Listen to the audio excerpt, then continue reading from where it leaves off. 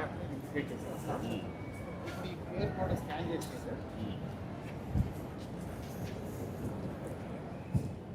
So it will take them to the scientific name sir, other plant details sir.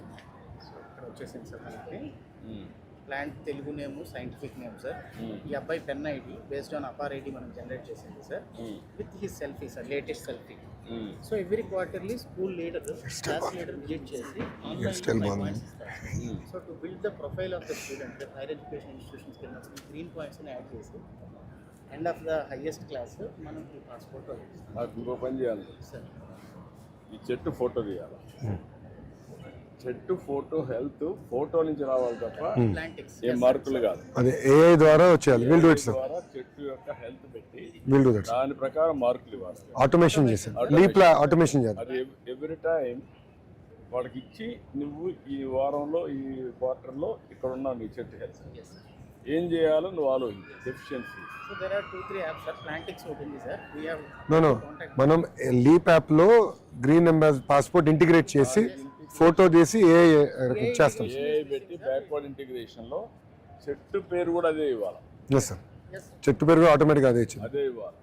ఆ చెట్టు యొక్క లాభాలు కూడా ఇవ్వాలి. దాన్ని బట్టి వాళ్ళకి మార్కులు ఇవ్వాలి. చెట్టు యొక్క లాభం ఆక్సిజన్ ఎక్కువ ఇస్తుందా? ఇంకా సార్ చెట్టు ఎదగడం వల్ల బాట్స్ గట్రా గూళ్ళు కట్టుకుని గట్రా చేస్తాం. అవన్నీ వస్తాయి. ఏ చెట్టు పెడితే ఎక్కువ లాభం ఉంటుంది? బయోడైవర్సిటీ. చదువుకుండా కదా, బయోడైవర్సిటీకి కొన్ని చెట్లు ఎక్కువగా ఉపయోగపడతాయి. ఇప్పుడు మీ ఇది ఉంది, పోలవరం ఉంది, ఎక్కడ చూసినా చెట్లే కనిపిస్తున్నాయి కదా. ఈ చెట్లు నేను అనుకోవడం 80% వెళ్ళాలి. ఇప్పుడు తిరుపతి చూసాను. వెళ్ళావా తిరుపతి? ఎప్పుడు వెళ్ళా? దేవుడి దగ్గరికి 2025 వెళ్ళావా? ఎంత గ్రీన్ రేట్ ఉంటుంది? మీ ఊరికంటే బాగుంటుంది కదా. మరి నువ్వు మీ అమారి తయారు చేయాలి కదా. అక్కడ ఎంత తెలుసా? 89.5% గ్రీన్ రేట్ మొత్తం గ్రీన్ కవర్. ఇక్కడ 60-65% చేస్తారా మీరంతా పిల్లలు? Okay, good, congrats.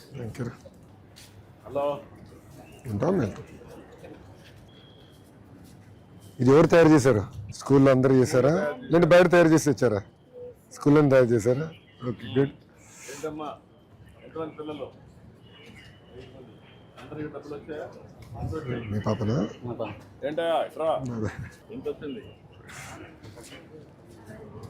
13,000 వచ్చింది. ఎంతమ్మా? మొత్తం 65,000 వచ్చింది. నీ ఆదాయం ఏంటి దినానికి? 10,000 వస్తుంది. నీకమ్మా ఇప్పుడు ఈ పిల్లలు భారమా ఆస్తి? వస్తాయి కదా. మీరు కష్టపడితే 65,000 కూడా రాదు. వస్తుందా? రాదు కదా. వీళ్ళకి ఇప్పుడు 65,000 వస్తుంది కదా. 2 వీళ్ళు బాగా చదువుకుంటే, ఈ 5 మంది బాగా చదువుకొని పైకి వచ్చారు, ఆకాశం మీద అద్దుగా ఆదాయం వస్తుంది కదా.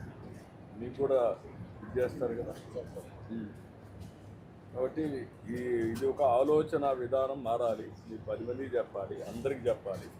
నాకు 5 మంది పిల్లలు, నేను ఆనందంగా ఉన్నా. ఇంటికి వచ్చినప్పుడు పిల్లలు నీతో మాట్లాడుతూ ఉంటే ఎంత ఆనందం ఉంటుంది. నువ్వు సెల్ ఫోన్లో చూసుకుంటే ఏమొస్తుంది? మరి కొన్ని దేశాల్లో పిల్లలు లేక నష్టపోయారు. వీళ్ళు ప్రపంచానికి రేపు సేవలు అందించే పరిస్థితి వస్తారు. ఈ ఊర్లో కూర్చొని ఒక మంది మీద చదువుకున్నావు నువ్వే 5 బాగా పెళ్ళి మాట్లాడుతున్నారా? నువ్వేం కావాలనుకుంటున్నారా?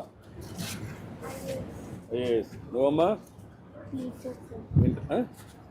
టీచర్. నువ్వమ్మా? ఆర్మీకి వెళ్తావు. ఆర్మీ. ఇంకిద్దరు ఎక్కడ పంపిస్తావు? నువ్వు కూడా మాట్లాడాలి కదా. 5 మంది భవిష్యత్తు నువ్వు మాట్లాడుతూనే ఉండాలి. బయట కూడా మీరిద్దరు మాట్లాడుకోవాలా, 5 మందితో మాట్లాడాలా, 5 మంది పిల్లలకు పోటీ పెట్టాలా. భవిష్యత్తులో ఎవరేమవుతారని పోటీ పెడితే అప్పుడు అమ్మాయి టీచర్ అనింది, రేపు మార్చేసి కంప్యూటర్ పెడతారు. అది మీరు చేయాల్సింది. ఆ పోటీ పెట్టలేదు అనుకోండి పిల్లలకి, వాళ్ళ ఏముందిలే అనుకుంటారు. సరేనా? బయట ప్రపంచానికి కాదు పోటీ, మన కుటుంబంలో మన పిల్లల్లో కూడా బాగా చదువుకోవాలి అనే తప్పన ఇది రావాలి, బాగా పైకి రావాలి. సరేనా? ఓకే పిల్లలు రండి.